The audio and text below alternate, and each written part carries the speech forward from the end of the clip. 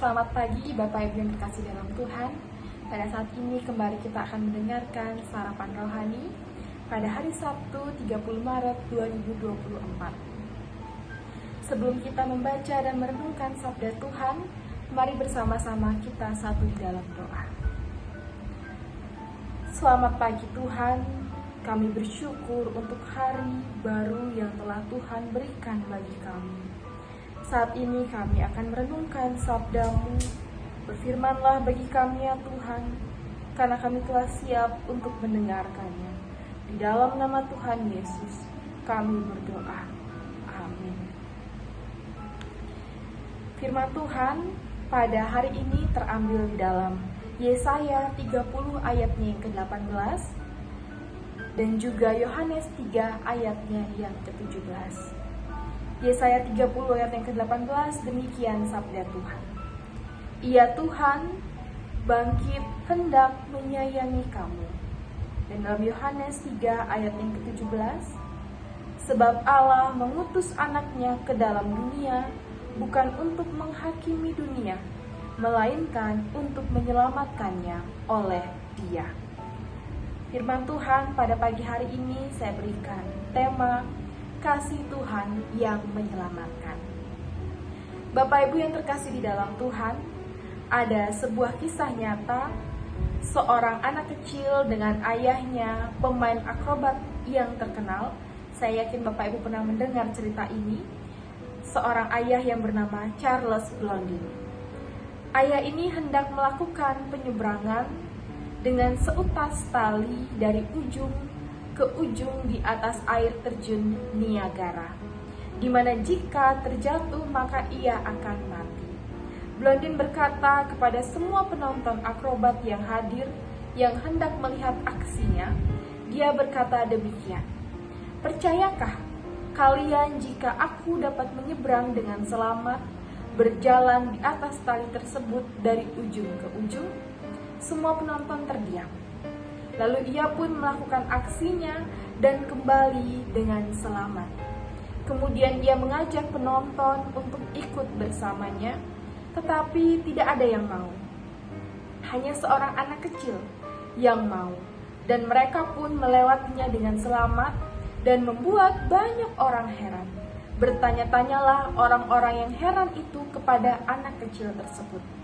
Dan anak kecil tersebut menjawab, "Aku tidak takut mati, karena pemain akrobat tersebut adalah ayahku, dan ia tidak pernah mencelakakanku."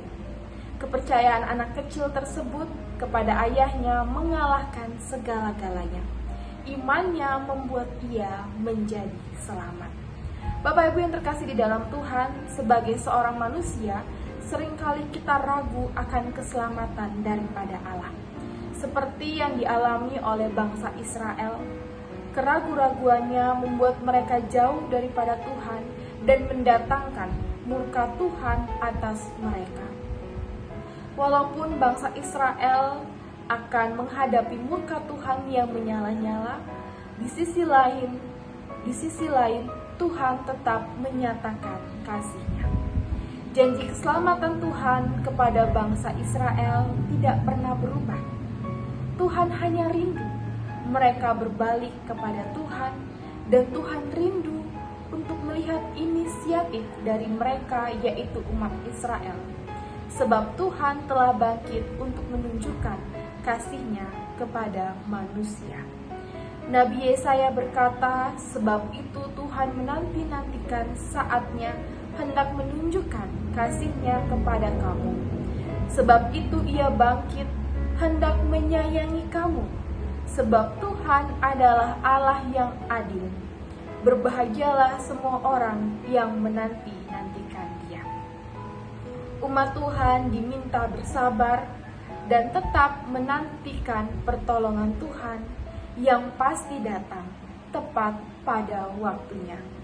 Kasih yang Tuhan berikan melalui karya penyelamatan Kristus di kayu salib berlaku untuk semua orang. Bapak Ibu yang terkasih di dalam Tuhan, bagi setiap kita yang setia menanti pertolongannya, Yohanes 3 ayatnya yang ke-17 mengingatkan pada setiap kita bahwa karunia besar Allah melalui Yesus hadir kepada semua orang percaya.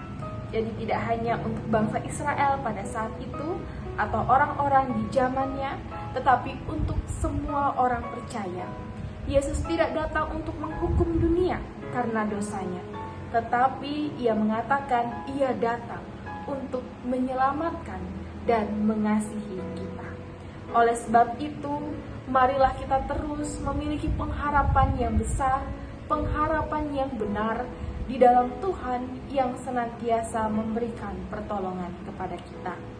Penantian di dalam Tuhan tidak akan pernah sia-sia, sebab Dia adalah Allah yang setia dan adil. Terkhususnya ketika esok hari kita akan mengingat kembali karya penyelamatan Kristus melalui kematian dan kebangkitannya, maka kita harus sungguh-sungguh memberi diri untuk menjadi kesaksian kasih-Nya melalui iman percaya kita. Seperti seorang anak yang percaya kepada ayahnya, maka kita juga harus percaya kepada Bapa kita yang ada di sorga. Sebab dengan demikian kita dapat memberikan apa yang menjadi bagian kita, tugas kita kepadanya. Selamat menikmati kasih Tuhan dan mempersiapkan diri dalam merayakan Hari Raya Paskah.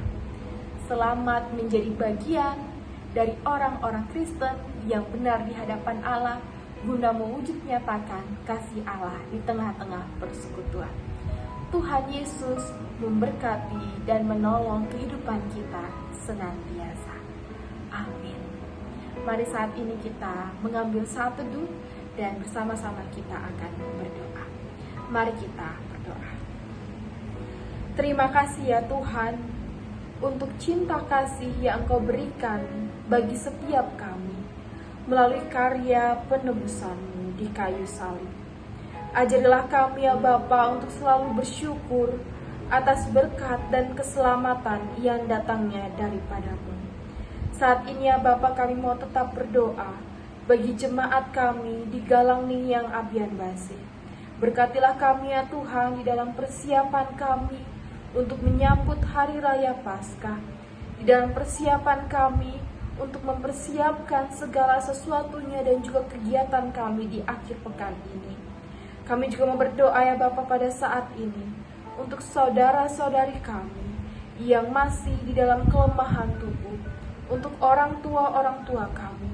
Berikanlah mereka kesehatan ya Bapa, limpahkanlah anugerah dan sukacita bagi mereka, sehingga mereka boleh tetap berpegang hanya kepada Tuhan saja.